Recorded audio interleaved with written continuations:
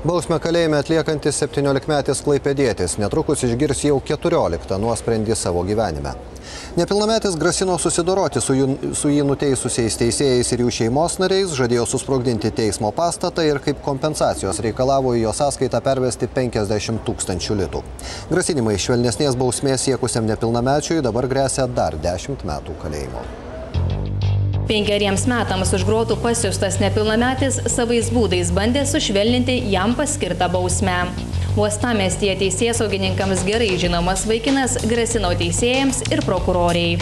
Terorizavimas, didelės vertės turto prievartavimas, valstybės tarnautojų įžeidimas. Tokie įtarimai pareikšti 13 kartų teistam 17-mečiui.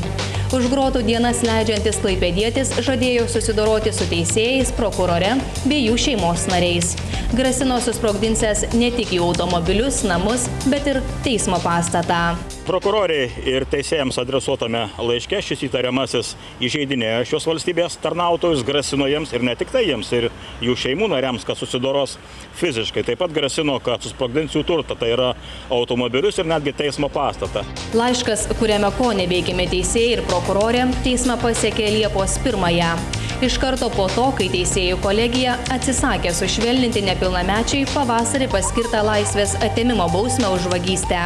Klaipėdietis iš Uostamiesčio vienos pagrindinės mokyklos išnešė įvairios technikos už 1500 litų.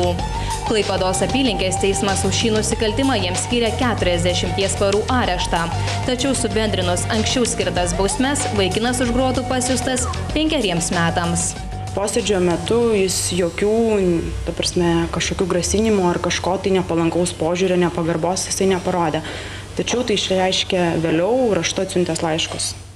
Nuosprendžiu nepatenkintas nepilnametis vieną laišką siuntė iš areštinės, kitą reikalaudamas 50 000 litų iš nepilnamečių pataisos namų.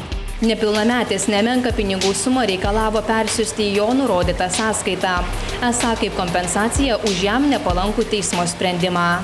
Laiškas iš karto buvo išsiųstas prokuratūrai, buvo pradėtas ikiteisminis tyrimas.